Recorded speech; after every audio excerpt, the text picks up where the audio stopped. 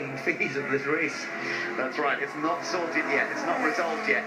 Hamilton's still in third place, and that's not safe because Kimi Räikkönen is close behind him.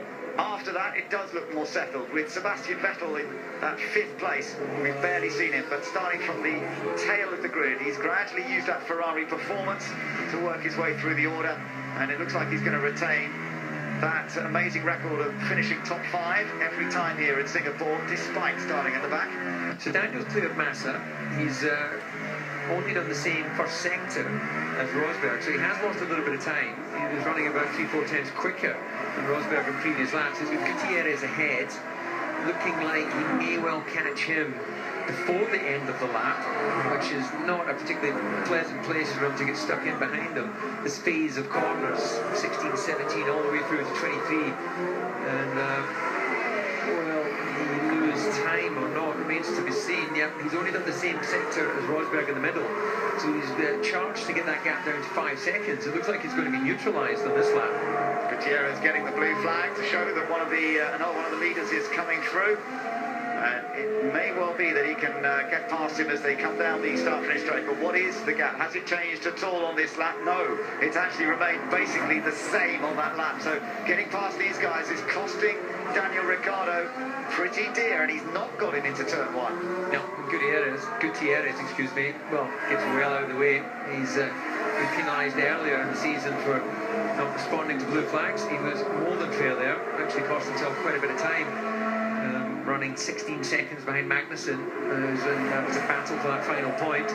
Mind you, he's finished 11th 4 times this year as Esteban Gutierrez, and he's on target to do exactly the same again, I'm afraid. He is a long way behind Kevin Magnussen. Magnussen and Kvyat, by the way, are still all over the back of Sergio Perez, so down at the lower reaches of the top 10, something could happen. Of course, that might help Gutierrez score points in the end, because if they all get a bit too close to one another, then that could change the outcome of this race as well, further back. But for now, Perez, Kvyat and Magnussen are all looking at getting points from this race. Well out of the points, I'm afraid, are the likes of Nasser, Sainz, Palmer, Wehrlein and Ericsson, and Ocon is our final runner. He's in 18th place, but no chance at all for him to get anywhere near the points in the manner.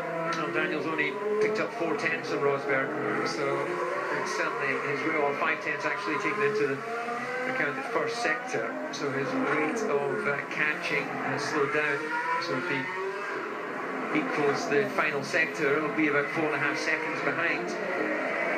So is there any more that Red Bull can do? Can they close that gap a touch more? There's nervousness on the Mercedes pit wall, but Rosberg's doing everything right so far. Immense pressure on him as he tries to protect these tyres and lap as quickly as he can. Just look at the number of marbles, little bits of rubber there are around the side of the track. He only needs to put a wheel a few inches offline, David, get onto those marbles, and he's going to be in big trouble, all of them in that case. You know, it's incredibly dirty offline. Yeah, you can just tell that Daniel isn't able to push and lean on the tyre as much now. He's taken a lot out of them, and the gap at 4.6 seconds.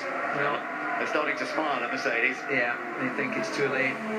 Yeah, they think they've done it right, but this one has been hard fought, and Nico Rosberg's had to work at it, the team has had to work at their strategy.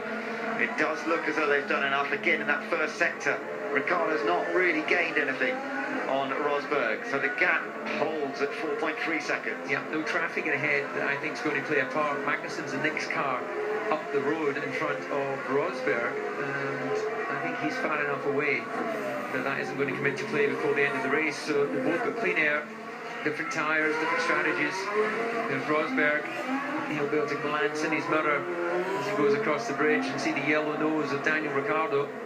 Smiling assassin, we know what he does when he gets in a chance to go for an overtake. Yeah, he pulled off an astounding overtake last time out in Italy, didn't he, at Monza? But again, on that last sector, he gained half a second. It's not quite enough.